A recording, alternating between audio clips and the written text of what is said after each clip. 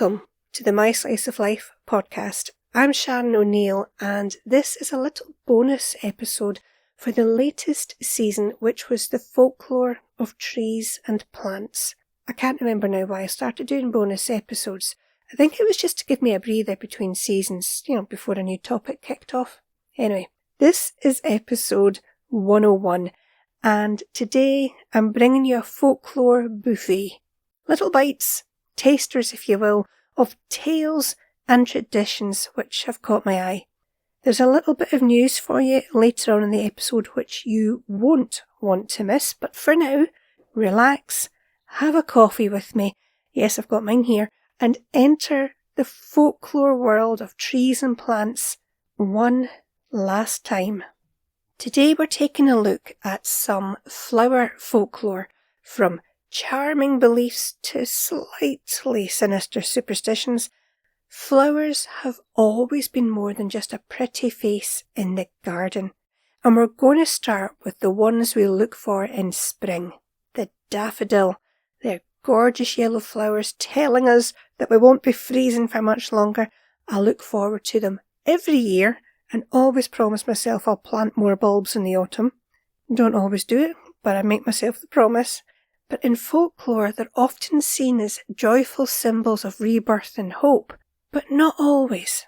Their association with renewal is why daffodils are sometimes planted on graves, symbolising the continuation of the soul and the promise of life after death. In Wales, there is a long-standing superstition which says the first person to spot a daffodil in bloom will be blessed with wealth in the coming year. Having said that, there is another belief that if the first daffodil flowers seen that year hang towards the observer, then he is sure to get nothing but disaster for the whole year, no matter how many he sees. An old wives' tale warns against bringing a single daffodil into the home or giving a solitary bloom to someone else, as it is thought to bring bad luck or misfortune. I wonder if this is something to do with chemicals released by the daffodils when we pick them. Like when you put them in a vase and you can't put any other flowers in with them because of this chemical. I don't know the name of it, but it has a negative effect on the other flowers. The yellow colour has linked them to poultry as well, but it was considered bad luck to bring them into the house, or the eggs wouldn't hatch. If they had to be picked, then a large number was needed to encourage a full clutch of eggs. Moving on, lavender has long been prized for its calming scent and healing properties, and its folklore doesn't let us down either. Hanging a cross of lavender over the door was believed to stop the evil eye from coming into the home, and to protect children from this evil eye, they would wear sprigs of lavender on their clothes. Newlyweds would stuff lavender into their mattress as a way to bring marital bliss, or people would give sprigs of lavender to a newly married couple for good luck. And if they hadn't married yet, Tudor girls would drink lavender tea before bed to help them see their future husbands. It's said they would ask St. Luke to bring a vision of their true love in their dreams.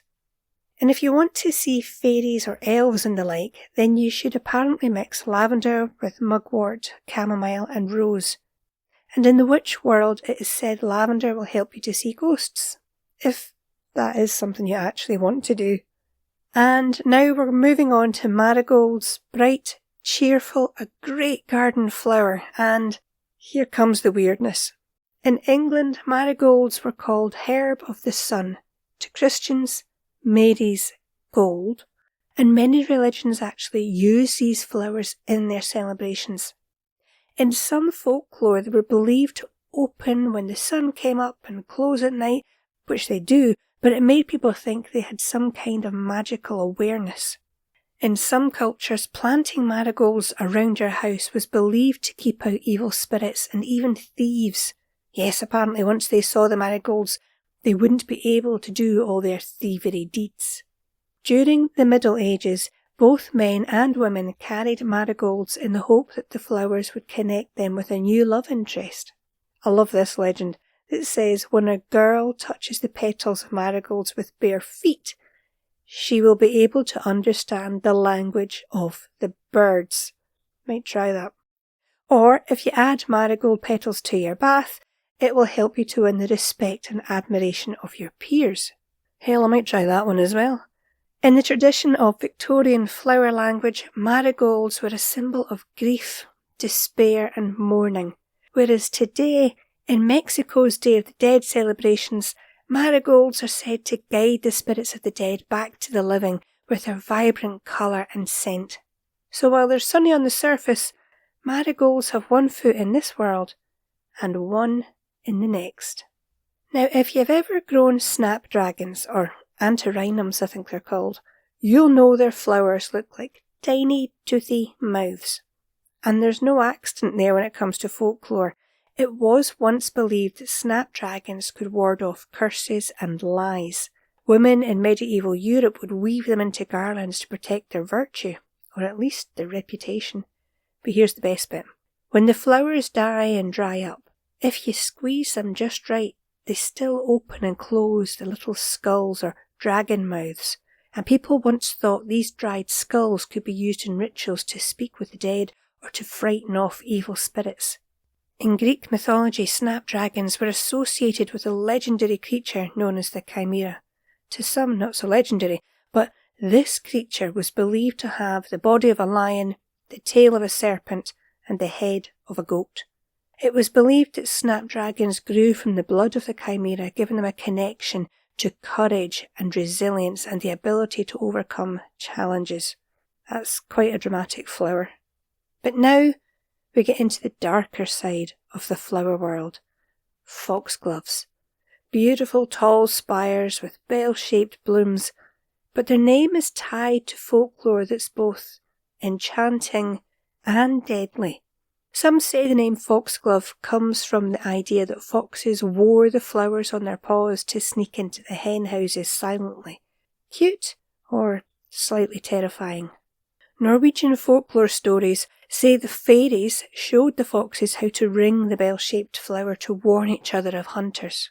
The real heart of foxglove folklore lies with the fae. I told you it all comes back to the fairies, and so it seems fitting that's where our folklore journey comes to an end. The flowers of the foxglove are often called fairy gloves or fairy thimbles, believed to be worn by fairies when they danced in moonlit clearings. Children were warned not to touch them or risk being taken by the fairies. And people believed that if you picked a foxglove, the fairies would become angry and strike you with illness. Maybe that's why it's thought to be bad luck if you cut down foxgloves, as tempting as it may be to bring some into the house. Or maybe it's because foxgloves are actually toxic. So those superstitions might have just been old-fashioned poison warnings with a sprinkle of fae for good measure. Having said all of that, foxgloves are the source of the modern heart drug digoxin, so it can't be all bad.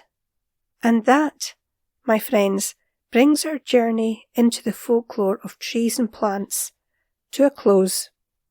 And I've really enjoyed finding out more about the stories and traditions. Some I was aware of, some I wasn't, but I hope you've enjoyed coming on this journey with me.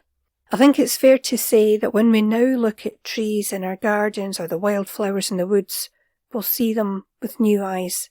They aren't just plants. They're portals into the past, into a world where every plant has meaning, mystery, and a touch of magic. And finally, I have a little bit of news for you. From next week, the podcast will be slightly different.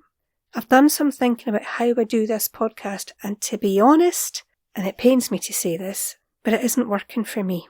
I've been spending so much of my time doing research, and I'm talking every evening to get enough notes together to make just one episode. It has become a bit stressful at times, and I feel I need to make some changes so the podcast works for me, not just me working for the podcast. Don't get me wrong, I've really enjoyed finding out about different topics I've covered, but I want this podcast to complement content I already make, not feel like something completely separate. And so I've also been thinking about what the name means.